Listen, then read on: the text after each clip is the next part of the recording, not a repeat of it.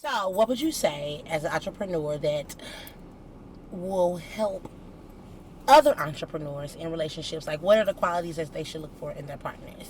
So that, you know what I'm saying, they have somebody that's with them through the long haul. Because it's nothing like starting something with somebody getting it from the bottom, you know what I'm saying, getting out the bus, shooting in the gym, and then it all goes by the wayside right before you probably blow. Feel as yourself, that you about to blow. Maybe because it's happened. I'm trying to tell you.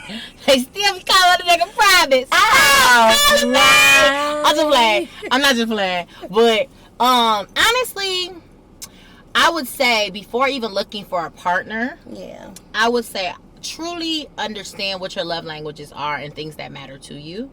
And then when that person is pursuing you or like trying to show up for what your dreams are, like make sure that y'all talk about it. Like, and not just you doing all the talking. Make sure that they're paying attention. Like, if you say, I really wanted to do this mobile movie theater thing, what if they, in my mind, a perfect play on that would be finding somebody that's been doing it, and if not, booking them for an actual, so you can see the experience. Like, book a consultation with them so you could ask questions.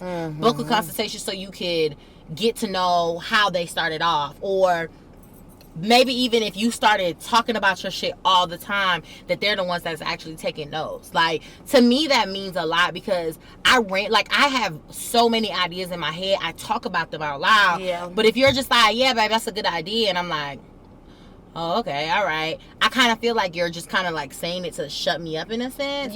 But if you're taking the notes for me, or you buy me a notebook and it's like, babe, whenever you get to talking, I'm gonna keep this notebook, I'm gonna write it down, or keep this notebook with you so every time that you do write it down, or something. To me, and it's little shit, don't have nothing to do with buying me the supplies of anything. Absolutely. Like, it's just it's showing that you're paying attention. It's showing that you care. It's showing that my success is important to you, ultimately. Like, and those things to me, they just really matter. Like, I think my biggest struggle in all of my relationships, that most of them have been monetary supports. They'll be quick to be like, in general. But no, definitely, because if we are already like not fighting, but if we're already like struggling with monetary support, like, I don't always need you to go half on the bills, but if you're not already forthcoming with that part, I don't really expect you to be like, hey, I had an extra whatever, and I thought that you needed blah blah blah. And don't ask me, just do it. Like, if you put $150 to the side and you knew you was gonna send it to me, don't ask me, just send it to me with like a cute message like, I support your dreams, or put this in your dream bottle, your dream, you know what I'm saying, like something like that would be so cute to me. Not like, here you go.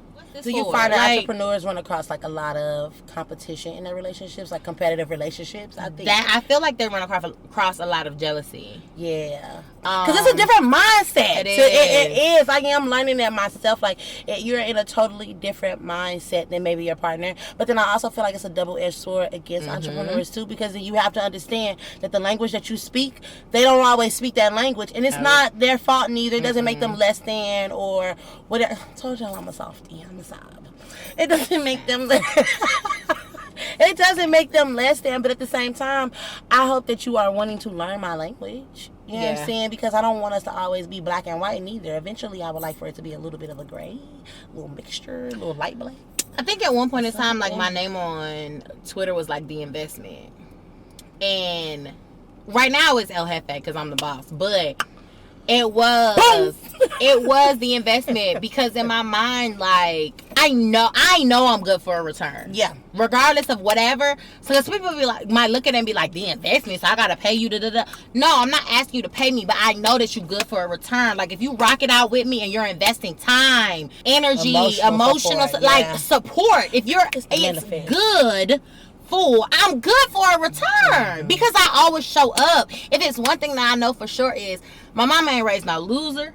I'm smart as hell. I done spent way too much time fighting for just being able to do what I want to do as an entrepreneur instead of going to school and getting a degree. And all of my family members have degrees. No shade to y'all getting a no degree. No shade at all. Absolutely. But I know me. Like, I come from a Caribbean background. I was born in Barbados. All of my aunties, all of my cousins, majority of them, a good 90% of them have degrees. No, they have degrees. Gotcha. So I literally went completely against the grain. I can't fail going against the grain. I feel like being an entrepreneur, that's probably the main thing, is the courage. Taking the courage and being brave enough to say, listen, I believe in this. And because, hell, I still kind of feel like that's where I'm at. Like, I know what I have is like a really bomb, brilliant idea. But sometimes when it's time for you to show that, and then you have to get that feedback or people's opinions, of course, that's going to come naturally. It's kind of like, if you don't believe in it as much, or if you don't have... Well, this is what I can say, because I understand that. Maybe? When I started my shampoo line, I was scared of shit. Yeah. I was scared to find a chemist. I was scared to try the shampoos. I was scared. Hell, some days I wake up and I'm still scared. But there gonna be days where somebody be like, oh, okay, like, yeah, wash my hair. But maybe they be like, oh, wash my hair, but they don't wash my hair like Pantene Pro V. But then there are those random compliments that, like, for me, the compliments that matter the most to me, all of them matter. But my kids, my babies, when they be like, oh my God, my hair feels so soft, my hair da-da-da, like, and they can go into detail about why they like it. And I'm like, you're 11 or you're 10. And I be so excited because I'm like, I know this is a true unbiased, review. I feel like you're your biggest, like, review. You're your biggest, what is critic. You are. Your worst enemy. You all in one. All of it. Because you'll have a great idea. And you do have a great idea. But you'll get in your own way. Yeah. Whether it's you making up your own excuses to say, like, I can't do this, or this isn't working, or, what if they don't like it? What if they don't like it? But what if they love it? And what if it takes off? Because you have to believe in it. I was talking to my, who I buy my products from now, like the products I use on my locks or whatever. And he was just like, honestly, it took him 20 years to get going. Like, he has clientele that is... They gonna call him before he called them. It took him 20 years to get there. If you truly believe, or if you only have a year or two to put forth for something that you've dreamed about, it's not enough. Yeah. If you know that I'm gonna go to bat, I'm going to die behind this because I know it is what it is, those are the people that make it. Those are the people that at year 3, they're like, look, I done had 2 years of in the red, but this 3rd year I might still be in the red, but I'm not gonna be in the red as much as I was. And all it will take is that 4th year, and that 4th year going forward is the green, and that's where you shoot. Like, every dream that you could have possibly thought or had is like coming in, and now you're getting bookings. You got more bookings than you're able to fit in your schedule.